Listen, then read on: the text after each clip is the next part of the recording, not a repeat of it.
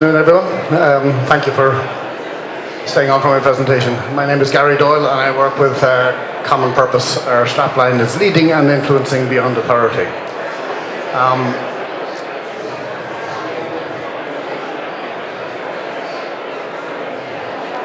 Try and get the mechanics moving here.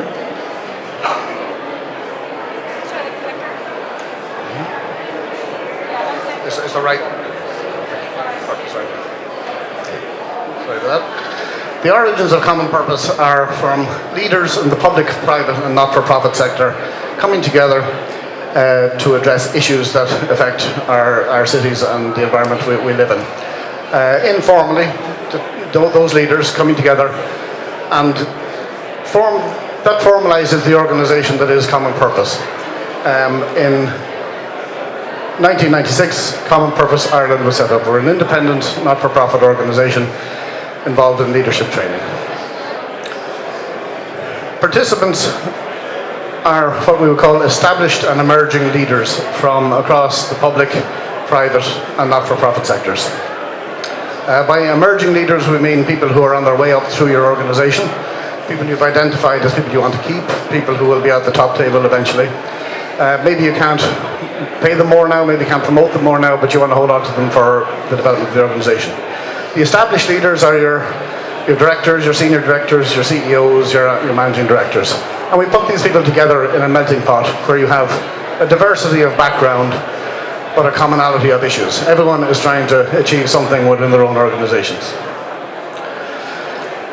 The programs we run, there are 4 main programs. The first one is the Navigator. As its name suggests, it's for people navigating their way up through an organisation and towards the top table. It's a 5-day program, and we put together 35 leaders, again from across the public, private and not-for-profit sectors. The Profile program is for the established leaders. It's a 2-day program. It's coming up in June.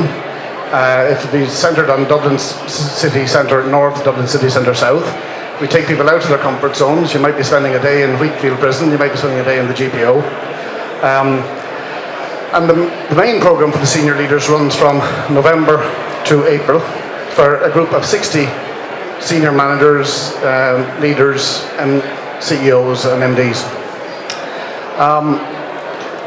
The last programme we do is a pit stop programme where we go into an organisation or a company and run a bespoke programme for them and their management team.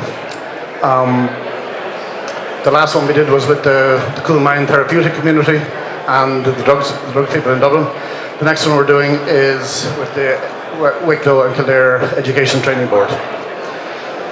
So what's the content of the programmes themselves? The core areas cover vision, your vision for the organisation, your department, your company, your own leadership style, reflection on it, a learning from being exposed to people from other leadership backgrounds.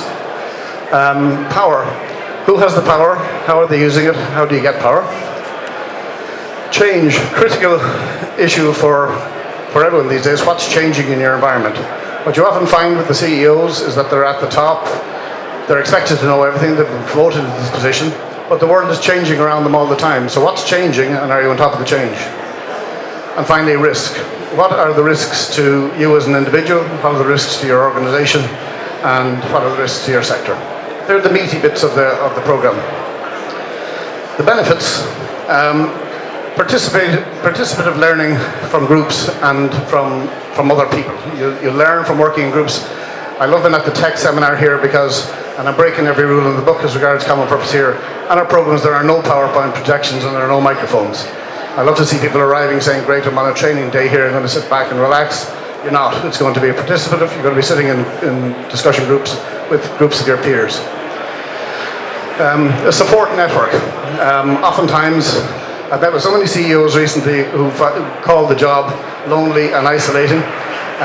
They're in a new job and they come out of it with a network of other CEOs, other directors in different sectors or in the same sector who can pick up the phone to and address issues with, and they stick together.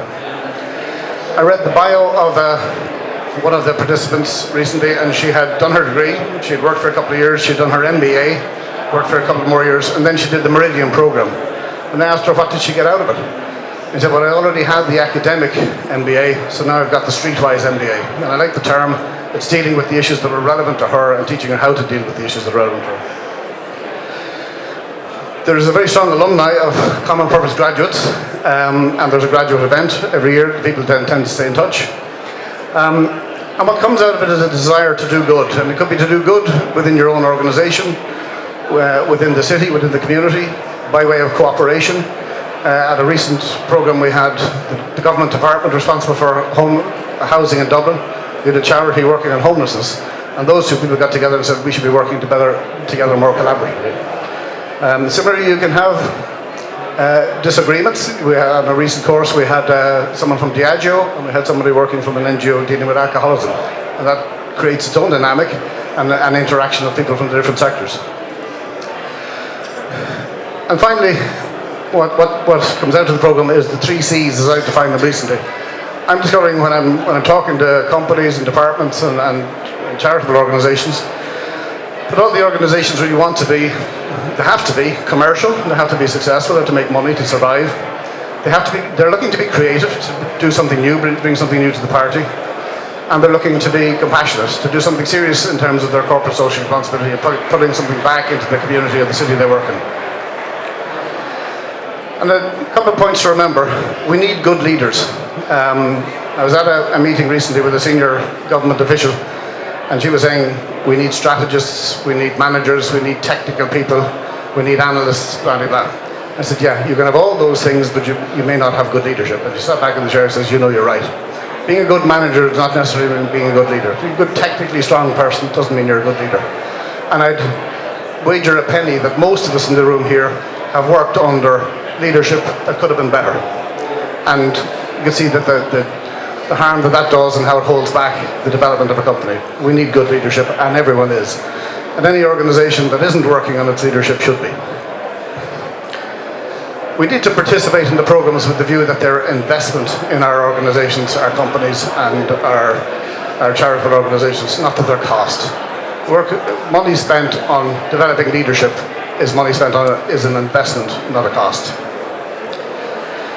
And finally, everyone is trying to lead and influence beyond their immediate authority. What that means, that's the strap line for Common Purpose. Every one of us are in organisations, you have staff. You pay your staff to do what you tell them because you pay them. But there are people in your working environment who you're trying to influence, you're trying to win with, who you don't pay and you can't command. And that, as often as not in the private sector, is your customers, but it can be your board, your CEO, your trustees, your shareholders. It can be government. You can be trying to influence policy. So it's to work on the skill that people already have, but helping them to influence and win beyond authority. Thank you for your time.